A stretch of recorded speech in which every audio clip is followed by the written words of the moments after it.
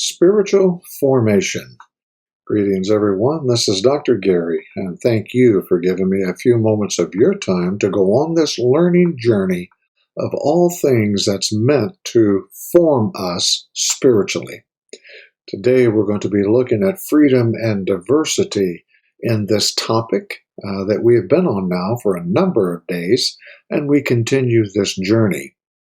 So in today's shortcast, there are two things that we're going to explore.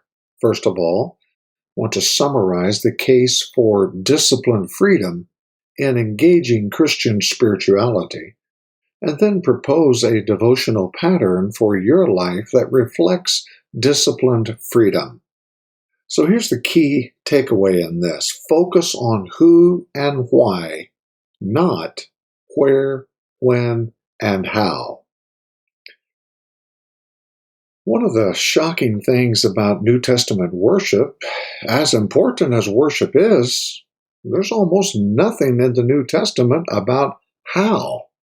I mean, think about it. In the Old Testament, worship is broken down into the smallest particulars. This is how you build this. This is when you do this. This is how you offer this sacrifice, and where, and when, and why. All of these elaborate rituals, instructions, and whatnot. And then you get to the New Testament, and there's virtually nothing. We know worship is important, but there's nothing that tells us how to worship, or even often describes exactly what worship is. The question that comes from this is, if from the beginning of the church age, God saw fit not to mandate the particular how of worship. Sure, there are some things mentioned in 1 Corinthians and some other passages in the New Testament where we get kind of a glimpse of how they worshiped, but nothing like the prescribed ritual that you see in the Old Testament. If God didn't give us that in the New Testament, why should we set up hard and fast rules about what that worship means?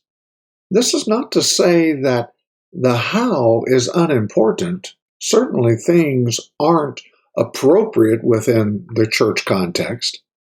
What it does mean is that we can explore the how with freedom rather than putting ourselves in boxes, rather than judging other people. With some sense of freedom, we can explore how best do we worship God through Jesus Christ. The sacred pathways that we're going to be discussing really are based on this. How can we unleash the power of desire to fuel our devotional lives? Look, discipline is important. We won't get far without discipline. But the reality is, we do what we like to do. If I'm going to devote myself to something as I want to be devoted to getting to know the Lord, frankly, I have to enjoy it, or I'm not going to do it. I want to be devoted and getting to know the Lord. Frankly, I really do want to enjoy it. I can make myself do some things for a while, but when I'm devoted to it, it is the passion of my heart.